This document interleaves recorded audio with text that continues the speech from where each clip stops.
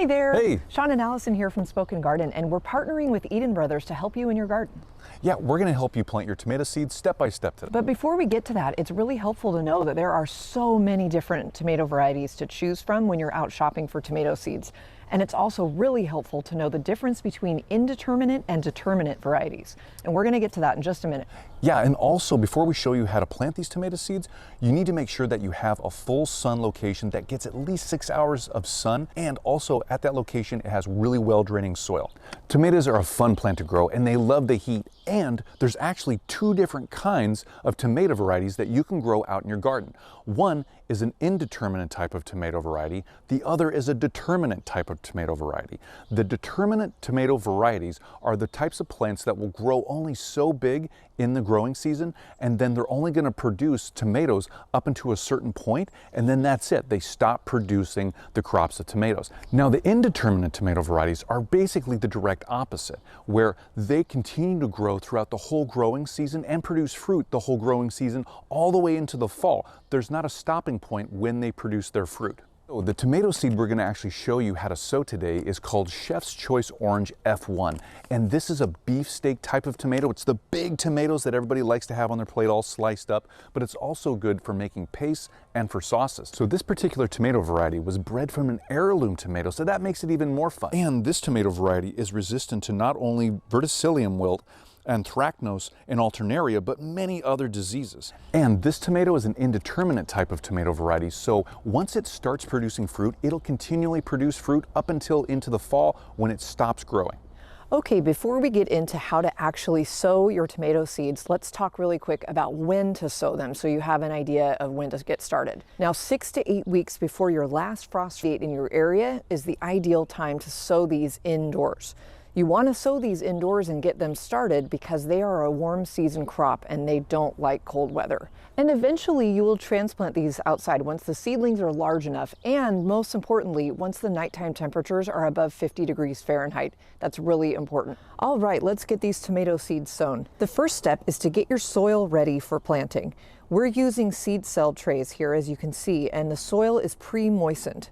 You can use either seed starting soil or potting soil or some other type of medium. We're using seed starting soil here, and we have them all filled and ready to go. The next step is to get ready for sowing. Now, it's helpful to have some kind of tool, either like a dibber like we have here. This is our tool called the Dibby XL. You can also use a chopstick or a knife or other kind of, or even your finger, just to make little holes in each cell. Make sure to plant each seed at 1/4 to 1/2 inch deep. Right now we're taking our seed sowing tool and we're making little indentations in each cell, as you can see, that are 1/2 inch deep. Next, carefully remove your seed from the packet and get ready to drop it in each hole. Drop 2 to 3 seeds per cell.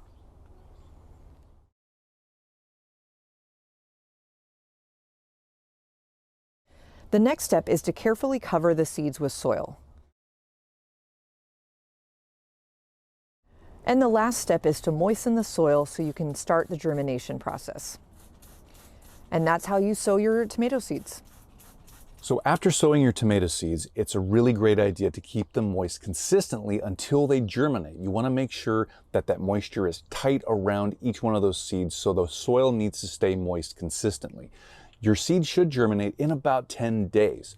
Once they start growing and they get to about this size, you'll be able to transplant them outside. But the key is to know that you need at least 2 sets of leaves on each one of your seedling plants here before you can consider transplanting them out into your garden.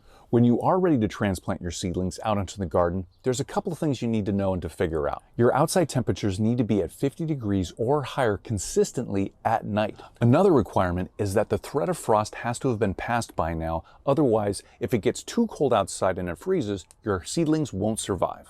And the last requirement is that you're going to need to harden off your seedlings 7 to 10 days before you actually transplant them out into your garden. Now, to actually harden off your tomato plants, you want to bring them outside gradually out into a nice open area in a surface just like this. Set them out first, start them out in dappled sunlight, and then gradually bring them into full sunlight like you see here, these tomato plants. And you want to gradually start them off in the full sunlight for about an hour and then build up over the next 7 to 10 days to keep them in that full sunlight. And then what you'll do in the last couple of days, you'll leave them out overnight too, so they're fully hardened off to then at the end of those 7 to 10 days to be planted out into your garden. Now that our tomato plants are hardened off, we can plant them out in the ground, and we've already pre-dug some holes right here. You need to make sure that you space each one of these tomato plants at least 18 inches apart, all the way up to 36 inches apart, so they have enough room to grow and they have all that space to develop all the fruit that you want. To transplant and place each one of these tomato plants in their hole, we need to first take them out of their pack and separate them out. Now you can see here's the root system of this tomato plant. We're going to break the roots up just a little bit and make sure that we try to splay them out so they'll go out into the soil.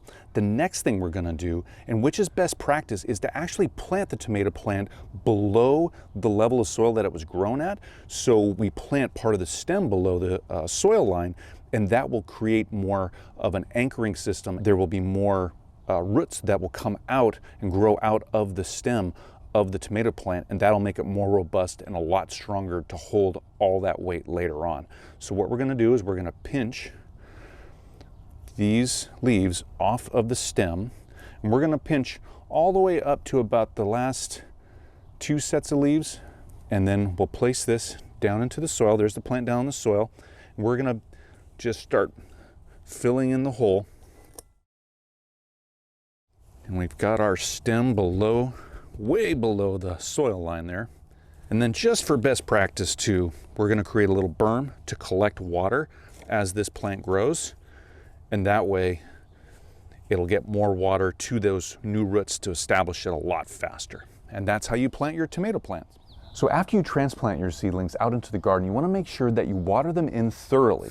And you can water them from the base. This is best practice. If you water them over the top, you can create a situation where different diseases and pests will be drawn to the plant, and that can lead to a lot of other problems. So go ahead and just water them from the base. And you want to make sure that you water them from this point forward about every other day or even every day during the hottest times of year. You want to make sure that they stay hydrated and that they stay healthy and upright. So a good alternative to hand watering is setting up a drip irrigation system where the water can come and be directed right down at the base of the plant, and this will take away any situation that you might overhead water your plants. Now make sure to continually check for pests and diseases, and if you think your plants need it, go ahead and fertilize them on a schedule that fits your needs. Now, after you've transplanted your tomatoes, it's a great idea to actually put the cage in right now so they can grow into it and you don't break any stems or anything else when you do this later on. And lastly, let's talk about how to harvest your tomatoes once they're ripe. You can expect to harvest them about 75 days after you've transplanted your seedlings into the ground. It's best practice to harvest early in the morning. A mature Chef's Choice Orange F1 tomato will be bright orange in color and feel really firm. Now, if you need more vegetable planting, growing, and caring tips, you can always go to EdenBrothers.com. We hope this video was really helpful for you in sowing your own tomato seeds. And from us at Spoken Garden and Eden Brothers, thank you for watching.